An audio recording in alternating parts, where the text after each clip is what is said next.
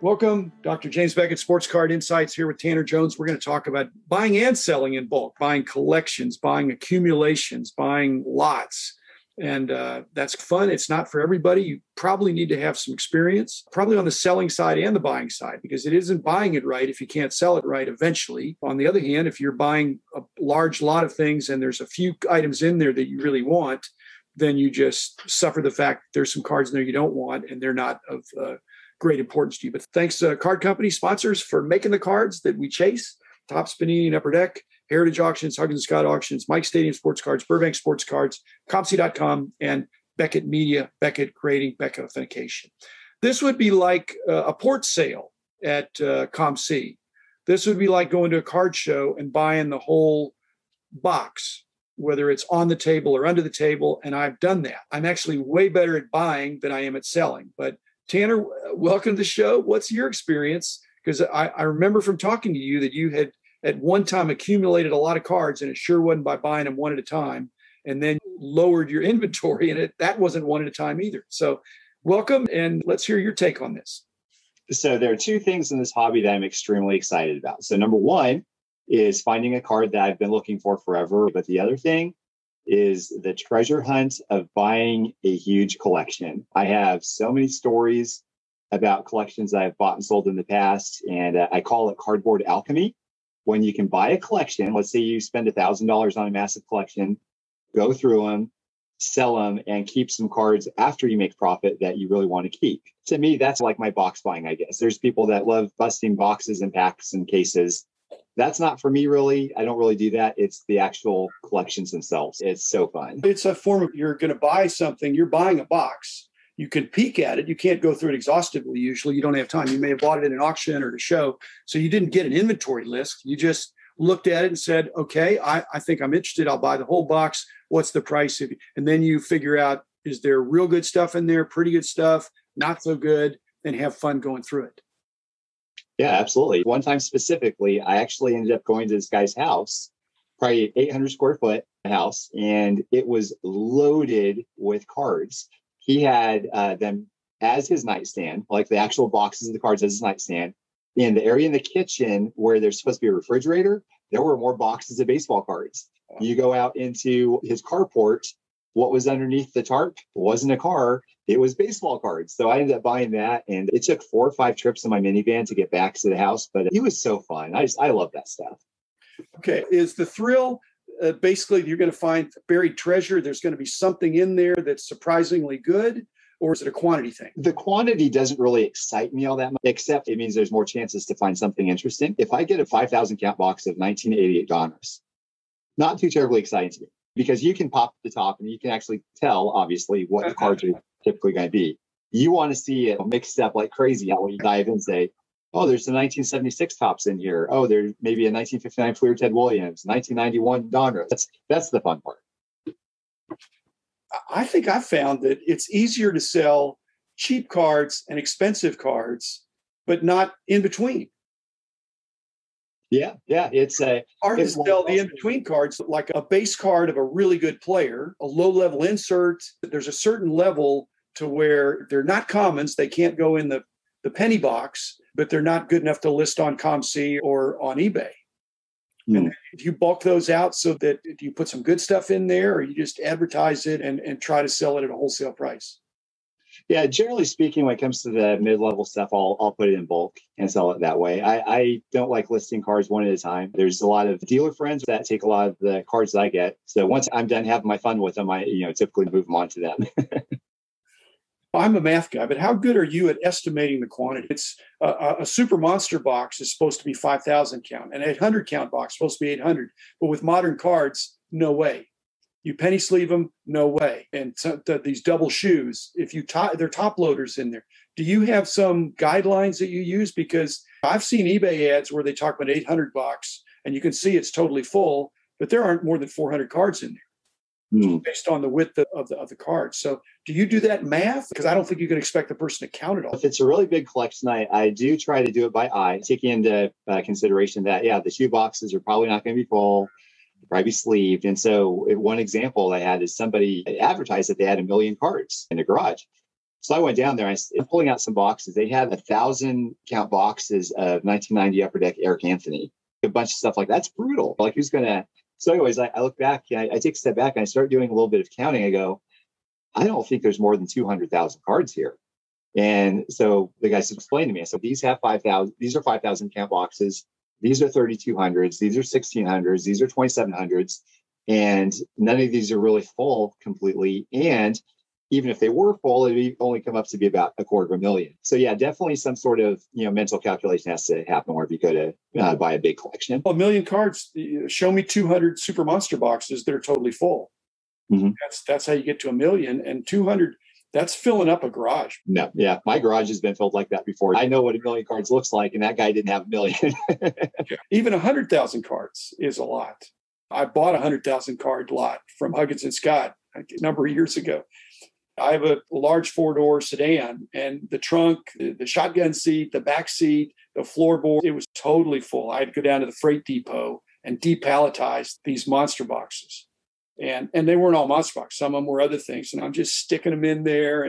But it was fun going through them. And there was some level of organization. Just one plug for my sponsor, Huggins and Scott, because I did buy that from them. What I've learned from Bill Huggins and his team there is that they have an addition by subtraction. They have found, and not every auction house does this, is that they've advised the consigners that if you take out certain cards, you'll get more than if you leave them in. It's better to have 50,000 cards that you can describe as Hall of Famers or stars or rookies or something like that than 100,000 that includes 50,000 commons. And very interesting. But they have to be able to do it really fast.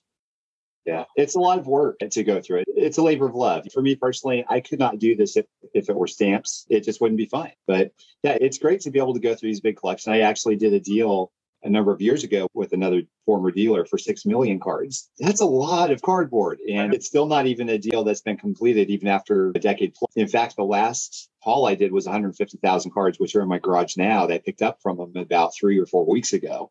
So we still got ways to go. That's breathtaking. So what is your ideal lot for selling? You've got to have somebody local to get them. There's a guy that I used to pick up a lot of cards from him from our deal a number of years ago.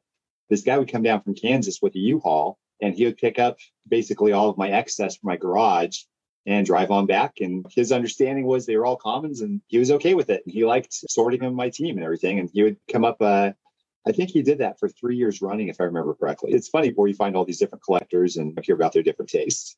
Okay, so if it was totally disorganized, is that better for you than if it was not well organized?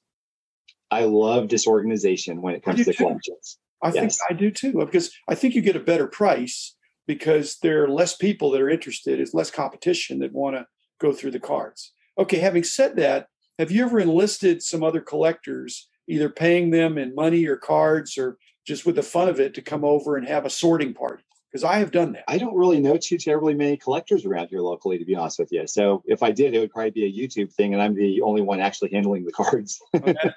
That's fun for them to watch you. But no, I'm talking about guys coming along and sitting around at big table and kibitzing as you're doing it. I did that a couple of weeks ago with Brad and Rich, and I've done it before. It's fun. It can't be mindless, silent, head down. There's got to be some fun to it. But for some people, it's getting to see cards they wouldn't otherwise see.